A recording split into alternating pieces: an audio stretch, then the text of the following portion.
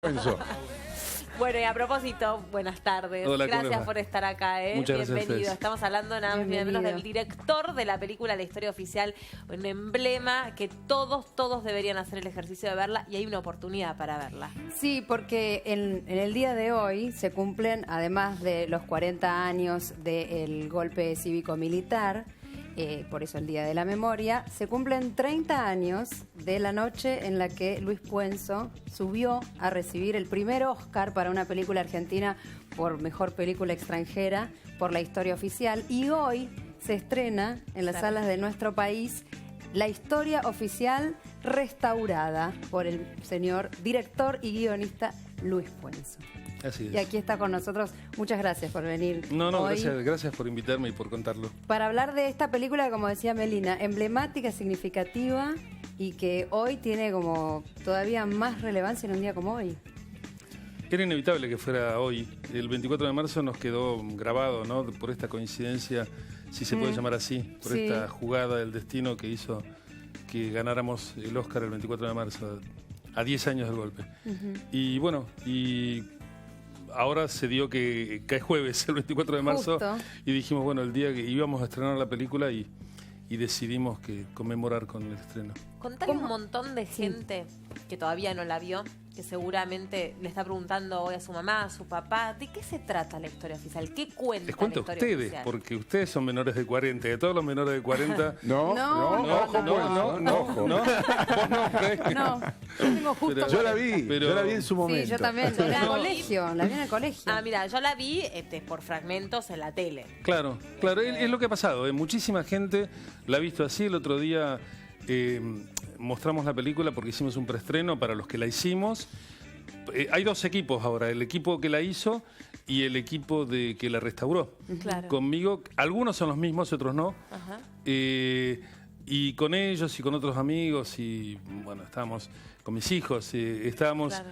y los actores viendo la película, para muchos de ellos por primera vez, esta versión, hacía 20 o 30 años que no la veían, la propia Norma. Claro. Y estábamos todos muy choqueados y con cosas como casi cuento una intimidad. En un momento vinieron mis hijos y me dijeron, che, viejo, es buena.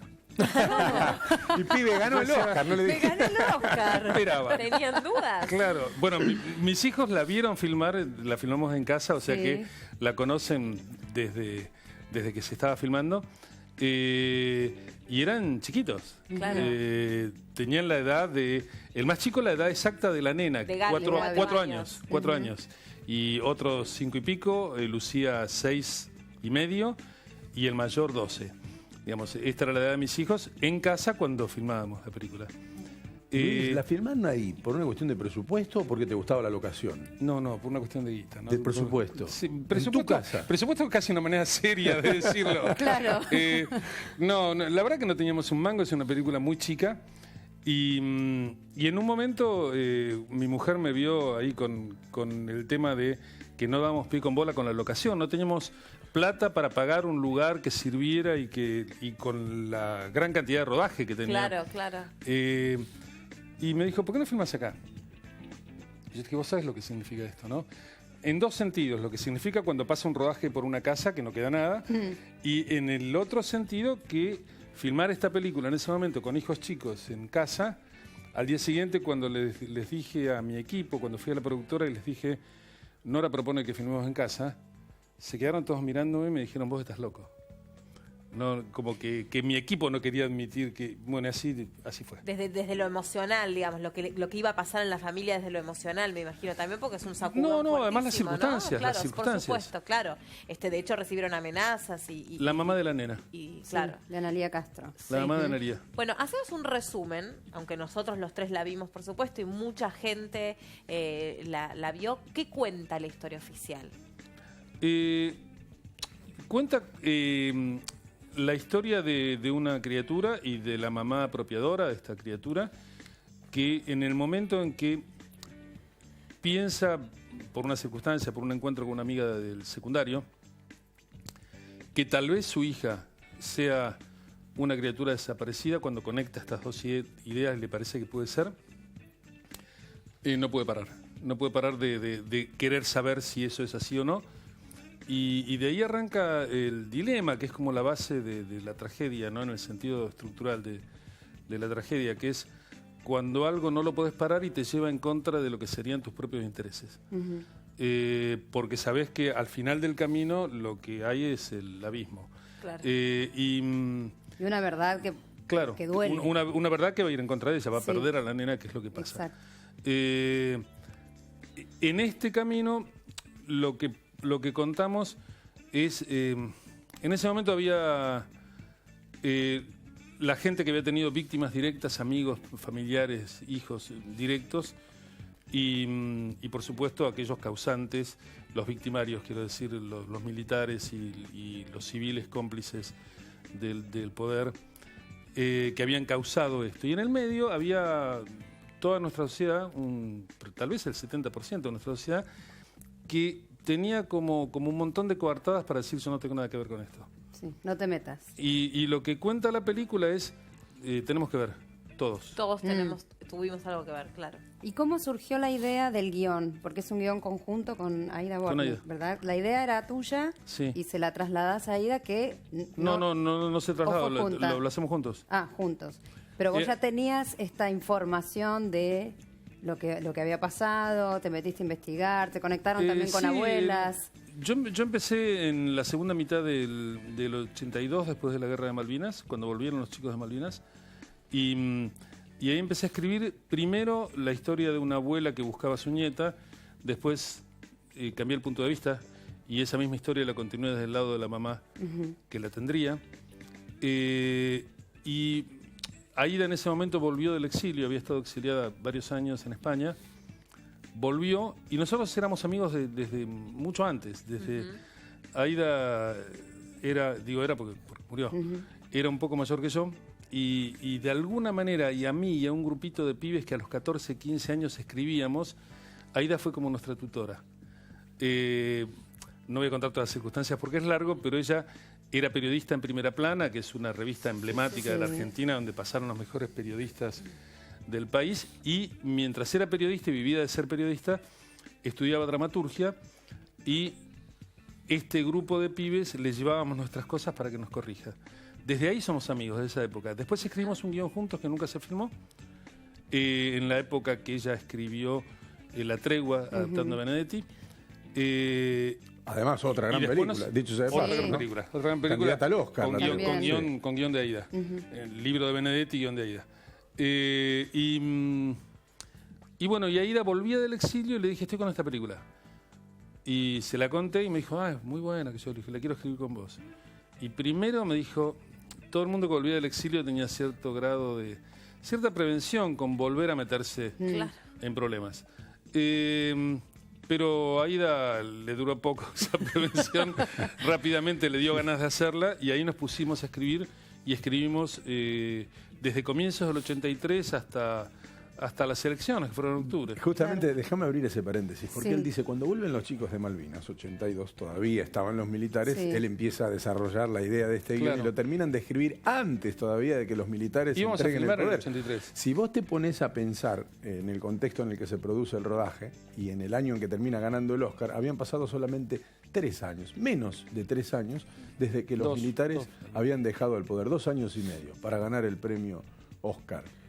Y ya pasaron 30 años, lo que es el tiempo, lo que es la historia, y a veces uno no se da cuenta en el contexto en el que produce los hechos, en este caso artístico, pero que resultó siendo histórico. No se podía haber hecho de otra manera. El otro día cuando nos encontramos todo el equipo que la hizo, jugando, decíamos, ¿cómo la haríamos hoy si nos juntáramos de nuevo para filmarla ahora?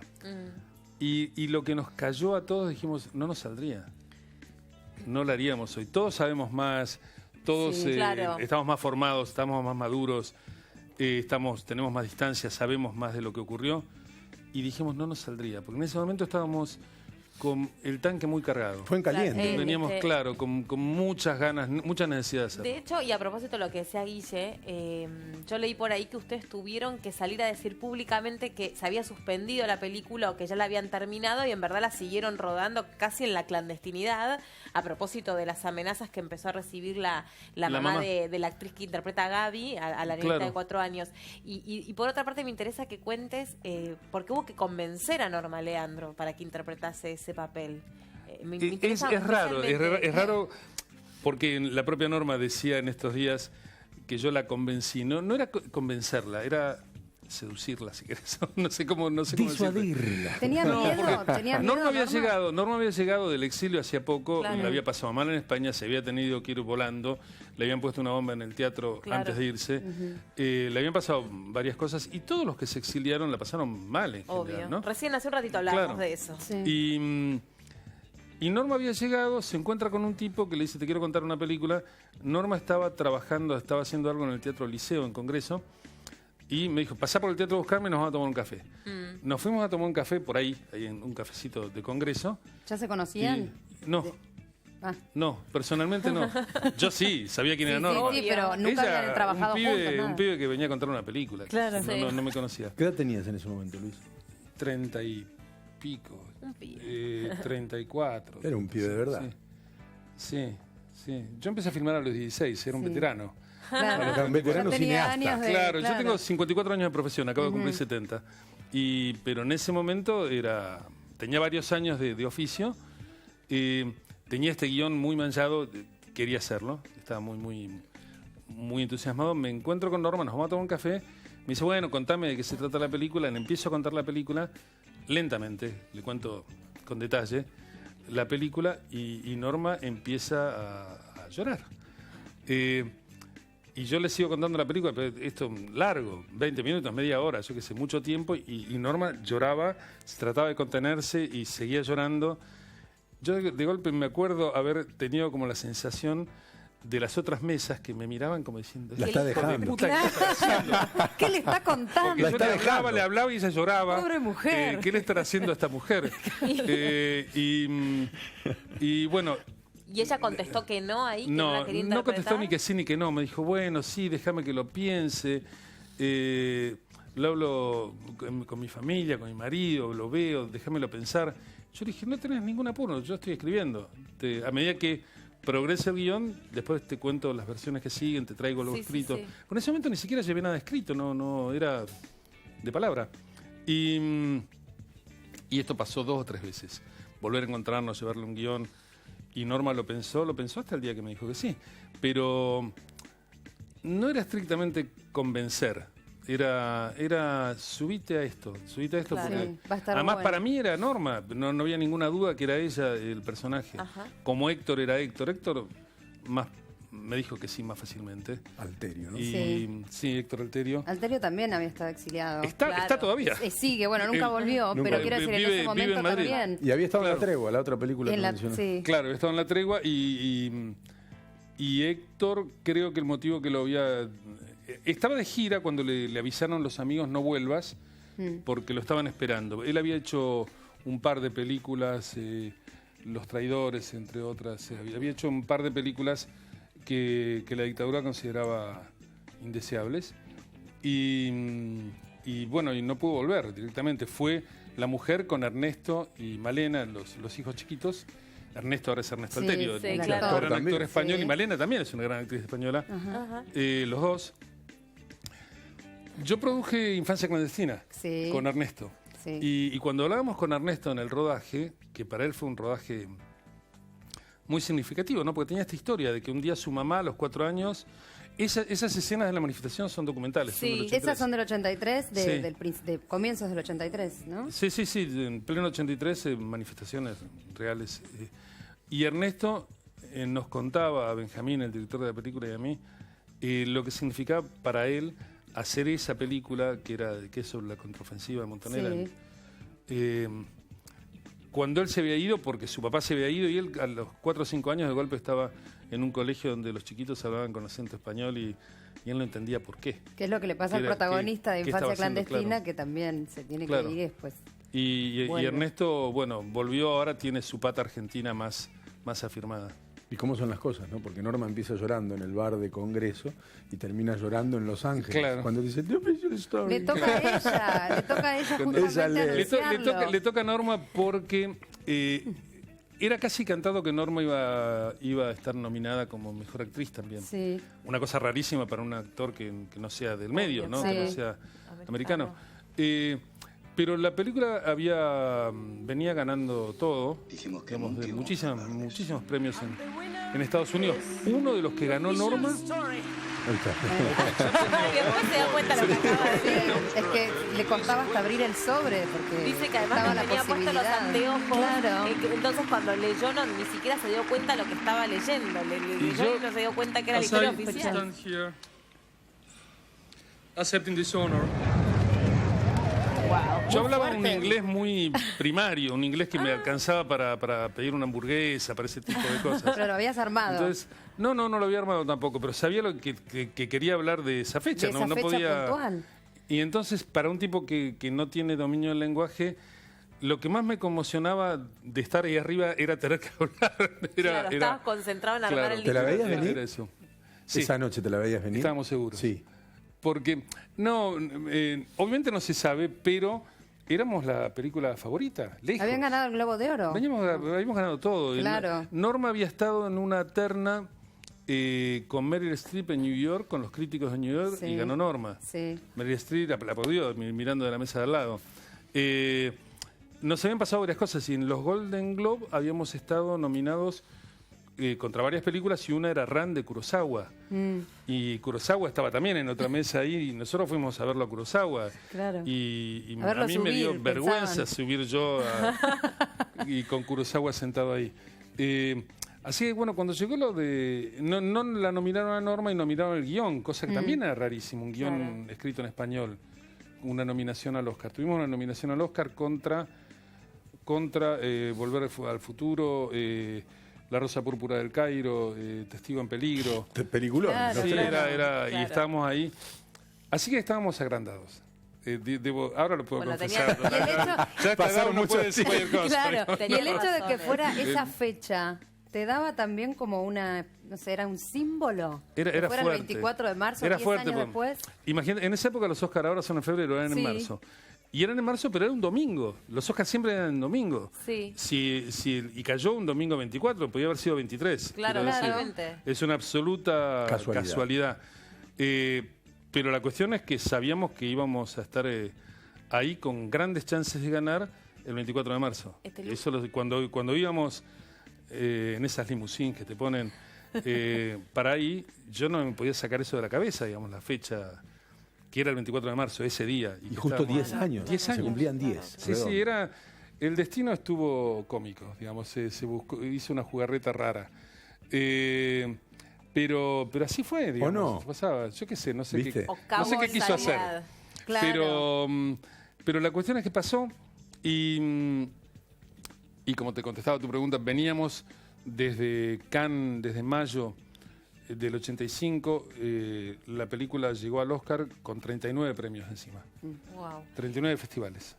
Qué loco, ¿no? Claro. Porque empezás rodando en tu casa. Claro, y Dijiste era una vos, no película- por falta de presupuesto, por falta de guita, y terminás ganando. No, pero además les cuento todo, que ¿no? Ahora cualquier chico de la edad de mis hijos, quiero decir, los chicos jóvenes del cine independiente, están filmando una película, están pensando a qué festival van a ir. Claro. Y van, y en cada festival, en todos, ¿no? En Berlín, en San Sebastián, en Cannes, en todos los festivales importantes hay 5 o 6 películas argentinas, de las cuales 1 o 2 se traen un premio, digamos. Esto pasa casi Sí. normalmente ahora. Habitualmente, sí. En esa época nosotros fuimos a Cannes después de 20 y pico de años que había ido una película argentina. Durante 20 y pico de años No había ido ninguna. no había ido ninguna. Y de golpe estábamos nosotros, yo nunca había pisado un festival, en Cannes, en competición oficial. Nunca había. Nunca había pisado un festival, no antes. Y empezaste en Cannes. de Debuté. Tranqui. La suerte del Tranqui, principio. claro. Luis, Pero no, nunca había pisado un festival antes. ahora Qué que, bárbaro. ahora que la película la restauraron y que se volvió a juntar gran parte del equipo para volver a ver, ¿cuál crees que es la escena que mejor resume el tono de la película? Una Que sexta. ¿Cuál? Mirá, acaba de pasar A ver. esa escena, hay una No, perdón que te interrumpí, pero No, porque al vi atrás contrario, tuyo en el justo. monitor, había una escena que es una comida en la casa Sí. del papá de Alterio y Uguarana, Sí. que es un viejo gran actor argentino. Ahí está, esta escena. Don Guillermo Bataglia, no, Ah. es una escena, un almuerzo al aire libre.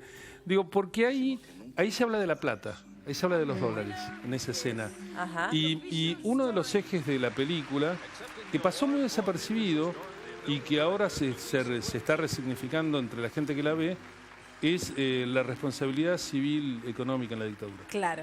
No, porque el Y personaje- ahí se habla de los dólares que se afanaron. El personaje Ese- de Alterio es un empresario en cuya empresa había generales militares, una vinculación muy directa de civiles Militares. y militares Y norteamericanos. y norteamericanos. Ahí toma sentido. ¿A qué te hace acordar? Ahí toma sentido cuando dice Puenzo, la hicimos en caliente, ¿no? Sí.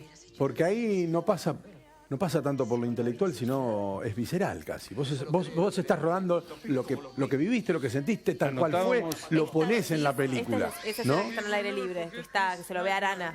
Es esa, sí, la que ahí está Arana Sí, haciendo sí, ese monólogo. Sí, claro, es esa. y eso de... Aida y yo anotábamos lo que veíamos. No inventamos nada, no había nada que no fuera lo que se sabía. Y nos acercamos a las abuelas en ese momento. Las abuelas como entidad acababan de fundarse, hacía 2 años, 1 año, que eran la entidad Abuelas de Plaza de Mayo, y llevaban restituidas 3 identidades, 3 chicos, van 119 ahora. Y son las mismas abuelas, las mismas, porque obviamente las abuelas no cambiaron, están un poquito más grandes. Estela estaba. formó Estela parte era la también presidenta. de- Tati Almeida. Estela era la presidenta ya, Tati Almeida, sí. Y hay una escena que está rodada en mi oficina que supone ser la oficina de las abuelas, que todavía no tenían oficina. Claro. Usaron la tuya. Y armamos la oficina en la productora. Y en un momento el director de arte me dice, tenemos que sacar las fotos de los chicos, que era fabricar utilería. Claro. ¿No? Y a mí me incomodó mucho y empezamos a discutir, decir, la verdad que no nos caía bien sacar fotos de nenes para armar fichas. Y se lo planteé a Estela. ¿Y qué le te dije, dijo? y me dijo, déjame que lo hable con las abuelas, que es una manera de hablar de Estela que la sigue teniendo. Lo voy a hablar con las abuelas. Y 2 días después de hablarlo con las abuelas a puertas cerradas, dijo, ustedes me van a decir cuándo filman y nosotras vamos a llevar las fotos. Y efectivamente vinieron a la filmación con las fotos, las pusimos algunas en un corcho, en la pared, y trajeron una carpeta que se necesitaba hacer un guión, y yo le avisé a Norma, primero se le di a Norma y pensé, con esa maldad que tenemos los directores, de no le iba a decir nada. Pero- No, y yo después dije, no No, puedo, se no lo puedo tengo que hacer, decir. es Muy demasiado, no puedo hacer fuerte, eso. claro. Entonces estábamos ya poniendo las luces a minutos de filmar. Y le digo, Norma, esa carpeta que vas a hojear es verdadera. Upa. Y me dice, ¿cómo verdadera? Digo, me la acaban de traer las abuelas. Me dice, a ver. Y Norma mira y casi se cae. Claro. ¿no? Sí. Era muy, Era muy muy fuerte. fuerte. Y me dijo, ok, está bien, estoy bien, la hago. Y filmamos. Y esa carpeta está en la película, es la carpeta que mira. Y después hay un detalle de las fichas. Y es verdadera. Y es de verdad. O sea, es una película que Es de tiene verdad. además Y un las gran contenido manifestaciones documental. son- Sí, Por sí, eso tiene un gran sí. contenido documental porque hay Sí, escenas sí. que se dieron de verdad en la vida Exactamente. por aquellos años. ¿no? Las Y que casi no había otra manifestaciones, manera de las hacerlo. concentraciones. Claro. No había otra manera. Esta es la escena. Sí, sí, Hay, sí, hay sí, sí. esto que está diciendo Cuando están Arana, hablando bueno, de hay como es O un sea, que esa montaje. escena para vos resume el espíritu de la película. El eje Está bueno. el eje económico que había detrás del golpe. Luis, además de ser un tipo talentoso, por alguna razón sos un hombre de suerte, llamémosle así. Sí. O sea, tu primer Sí. festival ¿Vos sabés que sí? ganás el Oscar, pero además las fechas te están dando algo, te están diciendo algo. Yo Puede ser que le juegue al Hoy es bingo, que 24 de hago... marzo. creo y está no creo en reestrenando. esas cosas, pero no Pero puede, sí. no puede ser que vos digas, bueno, vamos a reestrenarla cuando se cumplan 30 años y sea un 24, y sea no un te lo jueves. hayas propuesto, y que Y sea sea un un jueves, jueves, que es el porque día no de se puede estreno. estrenar, claro. Día de estreno, no se puede creer. Sí, No es se verdad. puede creer. Por algo, eso es así. Te tocaba a vos. Sí, sí. Bueno, y con la historia yo me podría pasar la tarde contándole cosas así que pasaron. Han pasado montones de cosas de este tipo. La película tiene muchas historias adentro de cómo se hizo, cómo viajó después.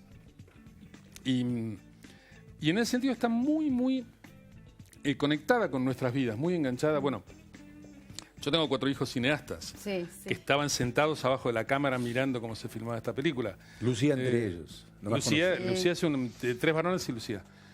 Son todos cineastas y todos estaban ahí. Y los 2 más chicos peleando por la estrella que era Nadia. Claro. Bueno, este era el clima. En realidad fue un clima muy gozoso a pesar de lo duro. Sí. De la manera en que hicimos la película. Y otra cosa es que Escúchame, laburar en casa. Una historia... Claro, no tener que salir, ¿no? Tener que salir. Es una historia que después también se repitió en muchos hogares, en estos, tal vez, entre los 119 hijos... que aparecieron, los nietos que aparecieron y demás, una historia que tiene una realidad muy fuerte. Entonces después el mensaje, más allá de destapar todo esto, tocó a todas esas familias y al resto de los que todavía estamos buscando, ¿no? Es así porque a mí me preguntaron muchas veces y en qué se basa y cuando digo es ficción pura, no se basa en nada, no se basa en una historia, se basa en lo que deducíamos, ¿no? En pensar, bueno, ¿y cómo habrá sido esto? Y lo escribíamos. Claro, no sigue al pie de la letra una historia real, pero son muchas historias representadas en la historia oficial. Y después aparecieron historias muy parecidas, que iban saliendo. Cada vez que yo leía en los diarios después un caso nuevo, que eso ha ocurrido mucho a lo largo de los años, 119 veces, digamos.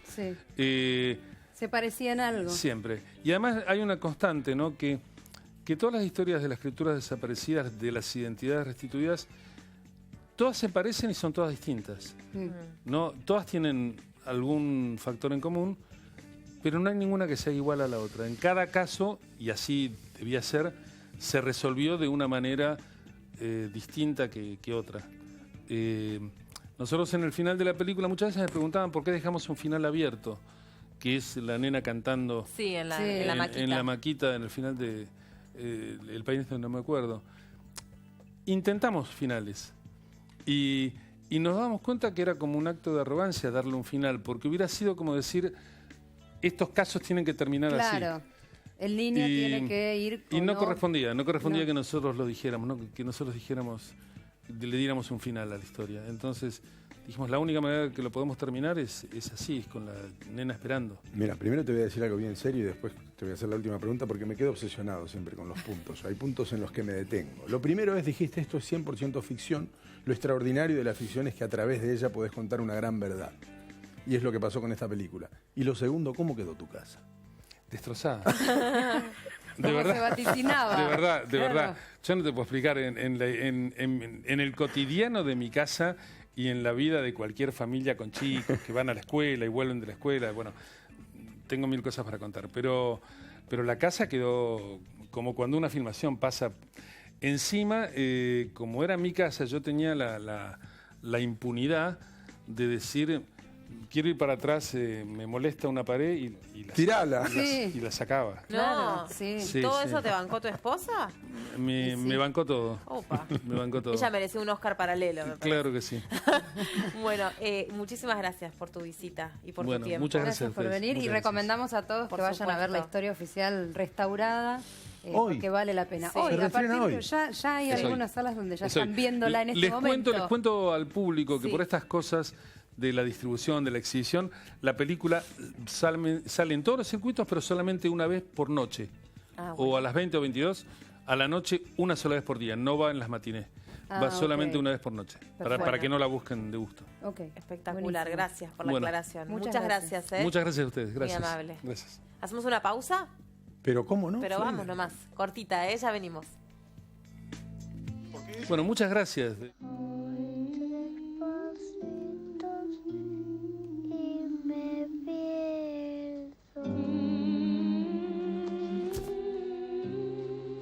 Dijimos que nunca íbamos a hablar de eso. And the winner is the official story. Accepting the award for the official story, the film's director, Luis Puenzo.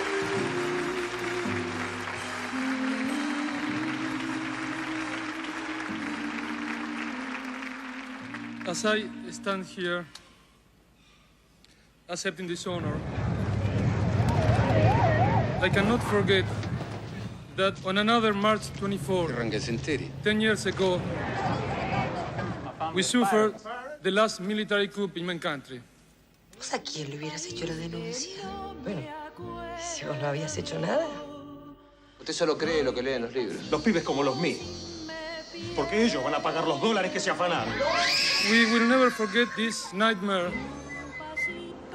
Si sale la madre, quién sabe cómo sale. But we are starting now our new dreams. Thank you. No llores, llorar no sirve.